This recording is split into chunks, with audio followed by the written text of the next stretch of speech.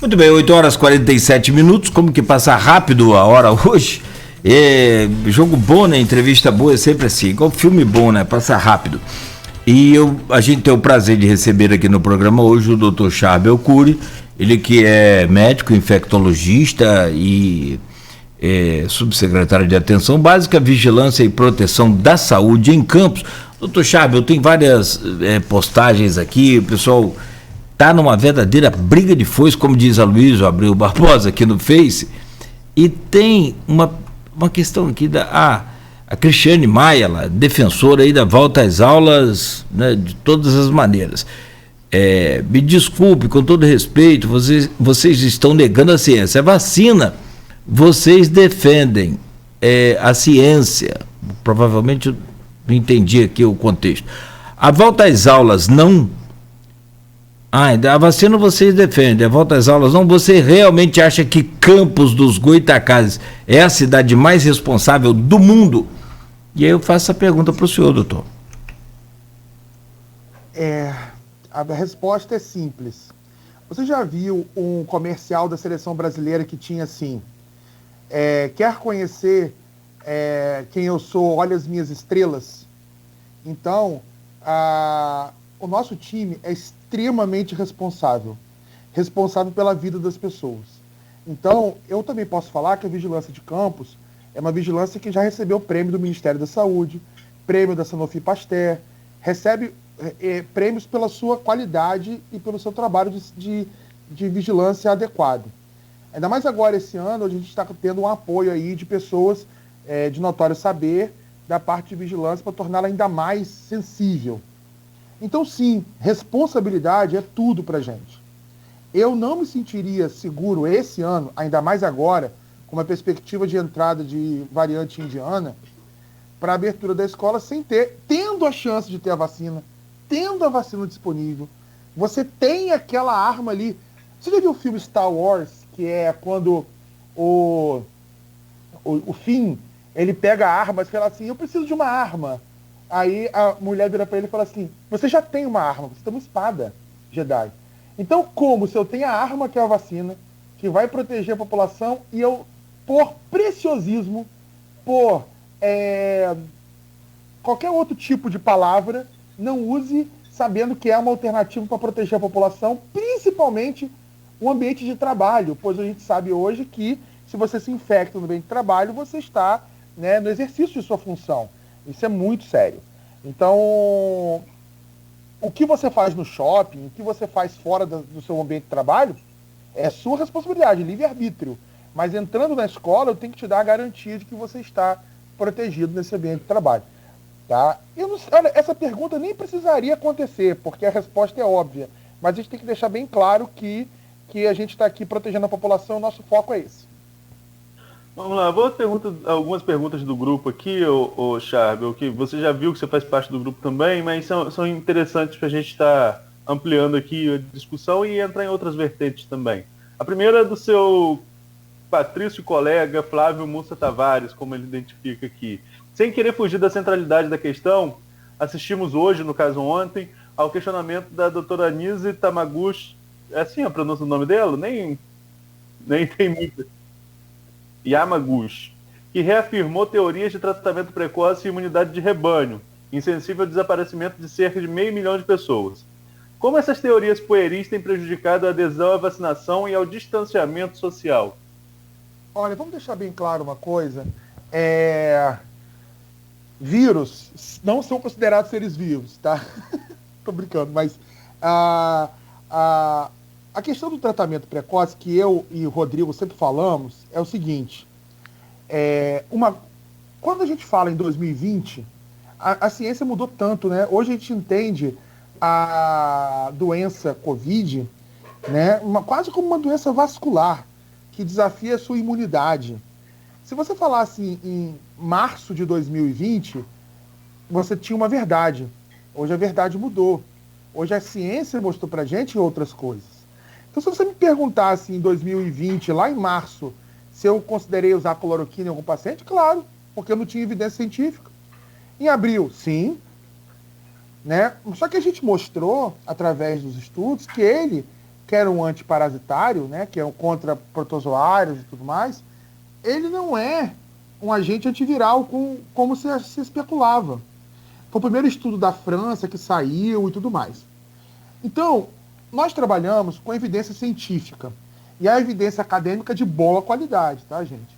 E isso mostrou pra gente, ao longo do tempo, se você pegar uma entrevista minha com o Rodrigo, na jornada da Faculdade de Medicina, em 1º de junho de 2020, a gente falava de ivermectina, eu e ele. A gente debatia isso. Olha, a gente acha que a ivermectina vai salvar todo mundo e tudo mais. Só que o tempo mostrou pra gente, e os estudos mostraram, que a dose antiviral em vivo era diferente in vitro. Em vivo, você tinha que fazer 100 comprimidos para dar a dose de eliminação in vitro, o que vai dar toxicidade. A pessoa toma lá 3 comprimidos por dia, aí vai ser internada e entubada, ela compete com ela entra no seu líquor, né, e deixa você com tontura, confusão mental quando você acorda, enfim. Então se mostrou que o investimento gasto, né, em medicamentos que não haviam sido comprovados cientificamente poderia ser usado, por exemplo, para comprar kit de intubação. Aí, o Ministério, a Sociedade Brasileira de Infectologia, ela fez uma defesa plena explicando quais eram essas questões relacionadas ao tratamento precoce, em que ela deixa bem claro que uma coisa é você abordar o paciente desde o início. Eu tenho a minha qualidade pessoal de profissional de acompanhar meu paciente todos os dias desde o início da doença. Isso é abordagem precoce com cuidado. Por isso que a gente fez isso com a atenção básica, distribuindo esse paciente, esse atendimento, para que possa estar próximo da sua casa. Segunda coisa, o monitoramento desse paciente, seja presencial ou telemonitoramento, que é um trabalho que o Dr. Paulo Irano quer trazer para fazer no SUS, que eu acho muito interessante. Pois aí você pode, precocemente, intervir com o seu paciente. Quando você fala em tratamento, você fala em remédio. Então vamos falar, o que de remédio a ciência já provou que funciona? No momento certo, e eu sempre gosto de falar, as intervenções são em cada momento, então não adianta nada no primeiro dia. Você está lá com o nariz entupido, fazendo tomografia, pode não dar nada, né? Mas você tem o momento certo de ser acompanhado. Tem o momento certo do medicamento corticoide, tem o momento certo do medicamento, os inibidores, né, da coagulação, também tem o momento certo. Então, hoje a gente entende como o tratamento feito no momento certo, com uma abordagem desse paciente, com um tratamento médico de acompanhamento precoce, mas não remédios. Não você chega, por exemplo, chega um indivíduo de 20 anos com tosse, nariz entupido e febre, você já dá com uma sacola de remédio. Meu filho, você vai tomar azitromicina, não sei o quê, não.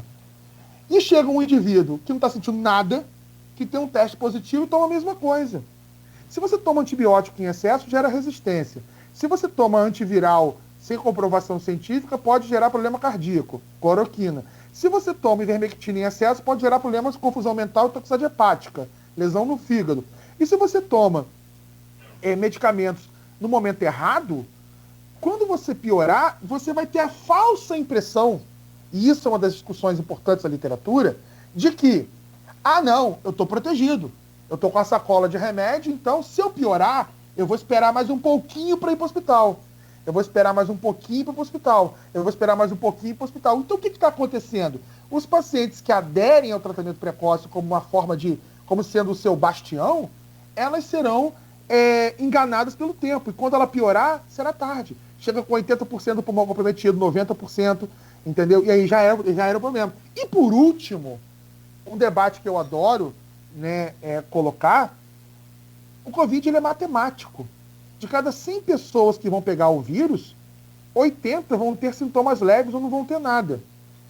20 deles vão precisar de algum tipo de intervenção hospitalar, ou internação, ou ficar em repouso e tudo mais. E 5 deles, dos 100, vão para o CTI. Aí, os 80 que tomaram, vamos supor que os 100 tomaram remédio, né? Tratamento precoce. Os 80 que melhoraram vão falar assim, eu fui curado. Mas se você tomar pudim de leite no lugar do tratamento precoce, você também vai ser curado. Se você tomar shot de limão com própolis de manhã, você também vai ser curado, porque os 80 naturalmente melhoram, jovens. Melhoram.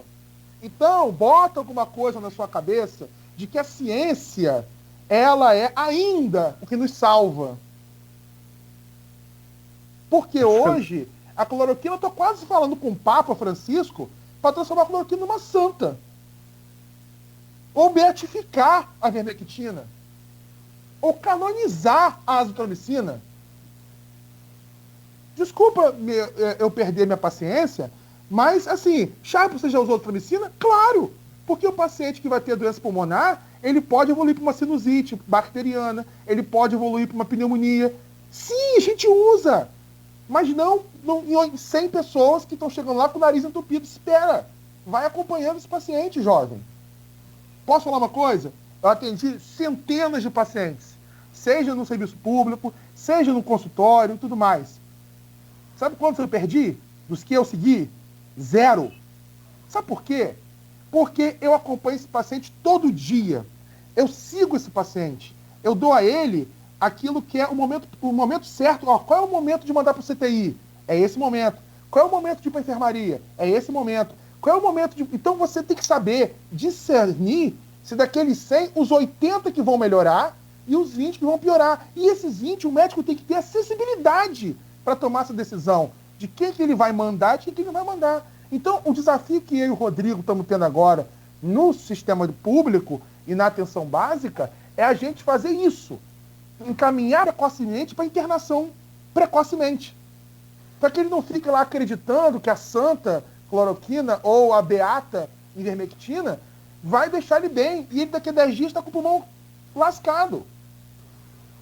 Histórias de famílias perdidas por causa disso, jovem. Que demorou para ir. Então, se você faz parte dos 80 e tomou cloroquina e melhorou, se você tomasse bolo de limão, você ia melhorar. Desculpa o desabafo, mas é que a hora a gente perde a paciência, sabe? Sim. Inclusive, essa analogia com pudim a gente já tinha feito aqui um dia, falar desses medicamentos. Mas, enfim, vamos dando sequência aqui, Charbel. Tem 2 perguntas no grupo ainda, acho que as 2 são pertinentes, e depois eu queria falar também rapidamente, a gente vai estourar o tempo, já são 8h59, rapidamente sobre essa questão do acompanhamento da variante. Mas vamos lá do grupo aqui. Doutora Cíntia Cordeiro, acredita que o aumento do número de óbitos na população mais jovem seria decorrente de uma cepa mais agressiva somado à eficiência da vacinação entre os idosos? E aí eu volto a uma fala sua lá no começo, né? Esse platô alto, o doutor Nélio falou que a gente ficaria entre maio e junho em um platô alto de número de casos e, sobretudo, de óbitos. Acho que a gente vai conseguir sair dessa linha alta daqui a quanto tempo, na sua opinião? Olha, Arnaldo, a pergunta é boa, porque quando a gente fez o sistema de monitoramento, a gente fez um convênio com a FRJ e o LACEN, né, para poder fazer as nossas testagens e avaliar o nossa cepa que estava em Campos. Mas a gente já desconfiava em março, porque em janeiro a gente tem comprovada P2, que é o que circulou naquela época. Em fevereiro apareceu a cepa britânica em Campos, através de um estudo lá da rede Coronaômica. Porém, quando chegou em março, a gente viu aquele número de internação absurdo que foi, falta de oxigênio, hospital lotado, UTI lotada. Então a gente percebeu o seguinte, pode ser a variante Amazônia, porque ela fez isso na Amazônia. Os nossos estudos mostraram que era isso mesmo. Depois que a gente viu que era ela, eu fiz o quê? No meu gabinete de crise eu falo isso. Eu fui estudar a Amazônia. E quando você estuda a Amazônia, você vê que eles demoraram 3 a 4 meses em platô. Começou em janeiro. Agora, em maio, que eles estão acabando o platô, maio, abril, maio, junho. Então, demora mesmo. Por quê? Porque como uma cepa que tem maior transmissão, ela aumenta o R0 de transmissão. E assim, se você aumenta em 50% a transmissão, mais uma vez, de cada 100 pessoas, 5 vão para o CTI. Então você aumenta 50% as internações, naturalmente, mais do que já tinha. Tá? Só que tem alguns estudos mostrando que a cepa Amazônia ela pode chegar a 80%, 90% mais transmissão. Então, se você tem mais transmissão, você gera mais casos. E se eu gero mais casos, aquele negócio de probabilidade. Eu vou ter mais chance de ter alguém no CTI. Isso é normal, tá? Isso é esperado. Agora, aí que vem um grande detalhe. Qual é a sua perspectiva para a cepa indiana? Pode ser que ela seja causadora no Brasil da terceira onda. né? Que eu acho que em Campos, caso ela aconteça, né, ela será menor do que março e abril por causa da vacinação. Entretanto, nós temos que lembrar que a guerra não acabou.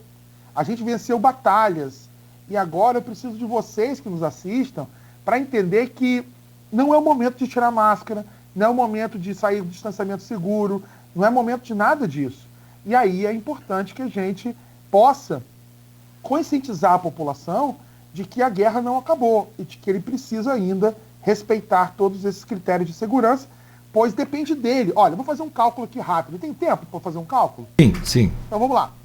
Nós temos 515 mil pessoas em Campos, né? Quase 520 mil.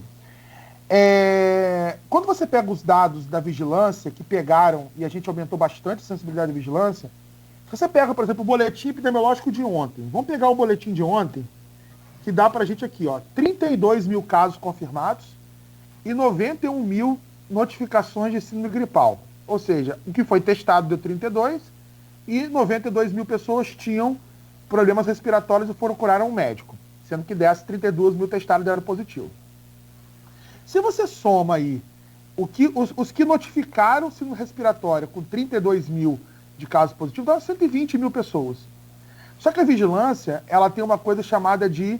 Estou fazendo conta, hein? Então, 120 mil pessoas. 90 mil síndrome respiratória, simples, né? Gripal. Cheguei lá no São José, nariz entupido, recebi uma receita de antialérgico, mesmo, seja azitromicina, o que for, e notifiquei isso. Isso é síndrome gripal. Não, eu fui internado, eu fiz um teste positivo. Esse é confirmado. Aí, 120 mil pessoas positivas. Entre aspas, né? Porque a gente acha que tudo é Covid até segunda ordem. Só que a vigilância tem uma coisa chamada de iceberg da vigilância. O que o iceberg da vigilância fala? Para cada um caso que você pega, você perde uns 4 que você não viu. 3 a 4. Então vamos colocar mais 120 mil pessoas que não procuraram o serviço de saúde. Estou exagerando. Da metade da população. Então tem metade que não teve nada. E essa metade que não teve nada, é você que está me assistindo aqui, você não deve deixar de se cuidar, porque se a terceira onda acontecer, ela pega você e mesmo aquele que já ficou doente. Os dois ficam doentes. Quem ficou e quem não ficou. Então nós temos a chance aí de ter uma terceira onda independente, né, do processo de ter tido ou não. O anticorpo natural protege, mas não tanto. Enfim, então essas são as questões que eu queria colocar e dizer que ainda tem uma parcela da população que está suscetível. Uma parcela grande. Né? Agora vamos aqui para a gente só concluir as perguntas do grupo e na sequência falar sobre o acompanhamento da variante. Dr. José Roberto Crespo, ex-presidente do Sindicato dos Médicos. Com o fechamento da triagem do CCC, várias UPHs ficaram responsáveis por esse trabalho, mas estamos vendo muitas queixas dos profissionais e de usuários em relação à logística do atendimento, sem as devidas separações, além das dificuldades estruturais. A sua equipe poderia intervir para minimizar essas situações, com isso protegendo todos os envolvidos? E qual foi o motivo do fechamento do CCC? Vamos lá. Não é um assunto muito ligado a mim, né? Porque eu teria que conversar com o presidente da fundação e com o pessoal lá ligado à assistência, mas eu posso fazer inferências, tá? Primeira questão importante é que no desenho de rede que a gente trabalha, a gente acredita que o CCC ele é e foi e será importante por muito tempo pela sua excelência, qualidade dos profissionais, Cíntia Cordeiro é uma delas, que aí falou um grupo, né?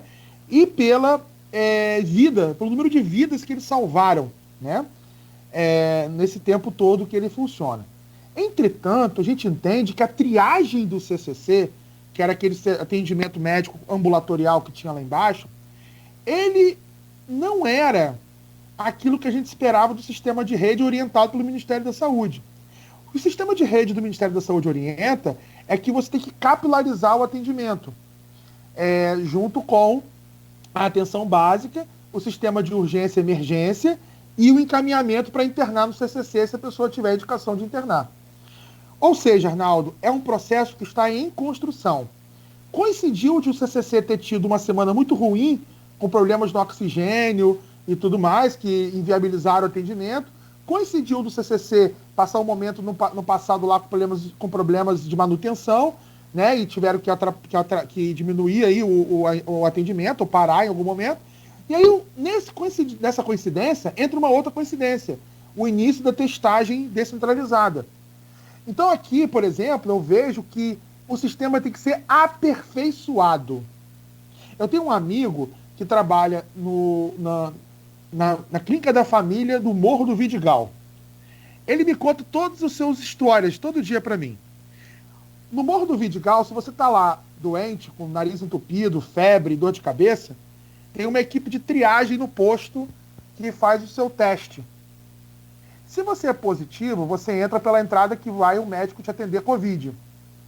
E aí, se você está, por exemplo, precisando de fazer um exame, você colhe o exame lá, ou é encaminhado para uma tomografia. E se você está grave, você chama a ambulância, e a ambulância leva você para internar, ou para um PH para te atender. Então, no sistema de rede que a gente quer trabalhar, nessa próxima onda, o nosso objetivo é aumentar quanto mais possível o número de pessoas, o número de lugares para testar e atender.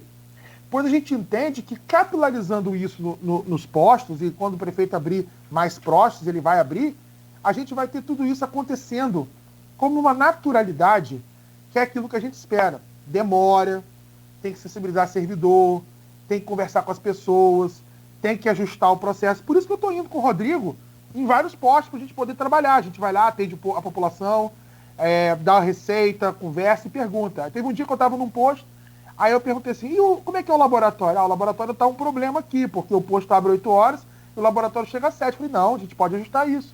Então é um ajuste, mas é um ajuste que a gente tem que se preparar para a próxima onda que vai vir.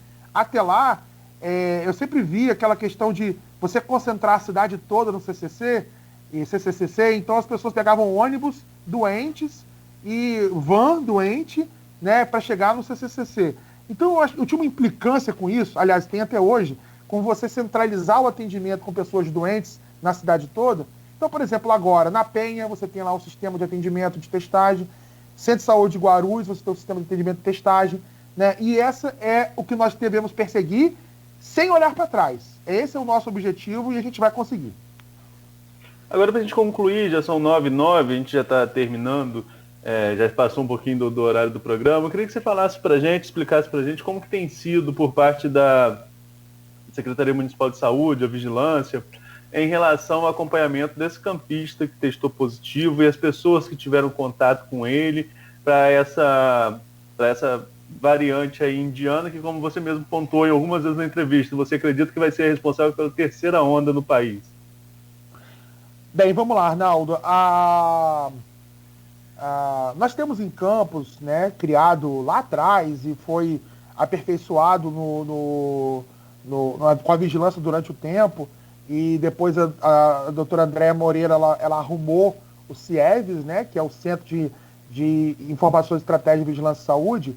Foi criado lá atrás, em 2009, mas ele era ainda muito rudimentar, e com o Ministério da Saúde fortalecendo os CIEVES estaduais e tudo mais. O que é o CIEVES, né? O CIEVES é uma espécie de droide de batalha, né? É uma espécie de vigilância em tempo real, uma vigilância que funciona de resposta rápida. Ele funciona 24 horas. Então, por exemplo, chegou um navio no Porto do Açu com pessoas doentes. O CIEVES é acionado, nacional, que informa para a gente. Então, a rede de resposta rápida, que hoje continua a coordenação da Andréa, ele faz esse trabalho de avaliação, identificação precoce de eventos que possam culminar numa epidemia, tá? Uma chegada de um vírus, por exemplo, como o vírus indiano. Então, por exemplo, no caso dos 3 que vieram primeiro da Índia, né, o CIEVES nacional, a história é que eles fizeram um teste no aeroporto, receberam o resultado no Rio, e aí tudo isso você já tem noticiado aí direto. Mas 2 deles estão negativos, serão retirados do isolamento na semana que vem agora, no início, e o positivo também, né, está em quarentena no hotel. Só que toda essa informação ela é por CIEVES, então o CIEVES ele liga diretamente para o paciente, ele entra em contato com Brasília para ver como é que está a movimentação das doenças chegando no nosso estado, né? E isso é uma coisa que Campos tem que que é muito interessante, é um trabalho muito interessante que eu gosto muito, pois a gente aqui permite fazer um escudo de proteção. É o nosso Ultron, né, que é o nosso droid aí do filme da Era de Ultron. Então eu acho que criando esse Ultron, essa barreira de proteção, a gente consegue não evitar, tá, Arnaldo? Porque Brasil era fronteira aberta, agora que fechou, né? Para as pessoas entrarem com teste e tudo mais. Mas minimizar o impacto de uma variante entrando na cidade. O senhor está Tá, beleza. A secretaria a subsecretaria, a Secretaria de Saúde está acompanhando esse caso e me parece que tem outras pessoas também, doutor. Eu acho que no estado do Rio todo já chega a 29 pessoas com essa cepa, né? Essa mutação aí da Índia. O secretário de Estado falou ontem que já tem quase 100 pessoas monitoradas. Perfeito. Né? Então, é aquela história, é um vírus de progressão geométrica, de alta transmissão. Então, entrar num país é uma questão de tempo. Às vezes eu fico vendo as pessoas assim, noticiando, tensas, o vírus indiano está no Brasil. Já está. O que a gente precisa fazer agora é reduzir o impacto. Por exemplo, vou te dar um exemplo como que a gente pode reduzir o impacto. Quando você conhece seu inimigo, você planeja melhor suas ações, certo? Então, por exemplo, o Thor, quando vai pegar um machado para matar o Thanos, ele fala, eu preciso de uma arma que mate o Thanos. Então, eu preciso de uma arma que nos proteja da chegada da variante indiana. Qual é essa arma hoje? Vacina. Então, ok. E o segundo, sensibilidade da vigilância. Por exemplo, nós temos um convênio com a FRJ que já propôs a gente propôs a ele fazer 15 coletas a 30 por semana na atenção básica. O fluxo fechou essa semana. Como é que funciona? Por exemplo, eu cheguei no posto da Penha semana passada, tinha um indivíduo na minha frente que testou positivo no antígeno, que a gente está fazendo no antígeno. Eu atendi. Então, qual é a nossa ideia? Se ele é positivo no antígeno, ele tem vírus ali. Então, a gente vai fazer um PCR nele e levar esse swab para o Rio, para Macaé, onde é a FRJ de Macaé. E eles vão sequenciar para a gente saber qual é a cepa. Então a ideia é que agora, descentralizando, vai ter um carro que vai passar nos postos coletando esses PCRs. Porque aí eu vou virar quase Luiz José, que sabia onde estavam os sorotipos da dengue. Ah, não, tem dengue tipo 1 em Travessão. Então, só que na verdade isso para dengue é ótimo por causa da transmissão do vírus e por causa também das consequências. Mas agora eu vou conhecer melhor com quem que eu estou lidando com esse sistema de vigilância mais apurado que a gente vai colocar. Perfeito. São 9h15. Só uma perguntinha pessoal para fechar. E aí é pro Charbelcourt, né? Pro ser humano mesmo. O que você acha mais difícil neste momento de pandemia única aí nesses últimos 100 anos, né, de enfrentar? O vírus como um todo, a falta da vacina, ou esse sistema e esses negacionistas que batem o pé nos medicamentos, né, que não tem nenhuma comprovação científica comprovada, doutor? Olha, são duas questões que a gente deixa difícil de você escolher, né? Porque você vai escolher qual inimigo, né? Que é, na verdade, a informação da ciência, ou o próprio inimigo na sua frente, que é o vírus. Então, são escolhas difíceis para momentos difíceis, né? Eu penso que nós temos que atacar em duas frentes. A gente faz a frente russa e faz a frente ocidental. Ou seja, a gente tem que pegar os dois lados para cercar Berlim, né? Como fizeram na Segunda Guerra Mundial. Ou seja, para você poder vencer, né, toda essa falta de informação. Na verdade, informação tem, tá? Só tem que pegar a boa informação, né, e saber usá-la. Por dia, Cláudio, são produzidos milhares de artigos. Se eu, por exemplo, como infectologista, pediatra, se eu usar a minha especialidade, minha subespecialidade, para eu ler o que por dia produzido de artigo, eu levaria 1 mês a 6 meses. Que é feito num dia. Então a informação vem todo dia. Mas todo dia tem lixo acadêmico. Todo dia tem coisas que a gente não serve para usar. Então você tem que saber discernir, o que é verdade e o que é mito, e você precisa confiar na ciência, pois ela está sempre mudando e evoluindo e crescendo, né? E o mais importante é confie nos seus gestores. Eles estão aqui para servir. Eu não sou DAS, eu estou DAS, eu sou servidor. Servidor que está lá no meu ambulatório há 10 anos fazendo atendimento das crianças com vacina. E pensa que eu parei, continuo atendendo, tá? Toda terça-feira. Por quê? Porque a gente acha que é o momento que você está na guerra. Eu vou para terminar, eu vou usar uma frase do Clone Wars, que é uma animação do Star Wars, que diz assim: o general tem que estar na frente liderando a guerra. O general que está atrás, escondido da sua tropa, é covarde. Isso eu jamais serei. Eu tenho que estar na frente com o sabre de luz defendendo a população junto com os meus funcionários. E é assim que a gente faz, eu e o Rodrigo. Perfeito. Bom, só confirmar, o senhor já passou a informação, foi em off, mas a gente confirma agora que eu perguntava mais cedo. No feriado esta semana de Corpus Christi, dia 3, e no ponto facultativo da sexta, haverá vacinação normalmente em todos os postos. Ok? Não haverá em todos. A gente vai selecionar postos de referência para a gente poder fazer, pois será uma espécie de... a gente vai fazer a vacinação de forma extramuro, ou seja, a gente vai colocar aquilo que a gente precisa terminar essa semana.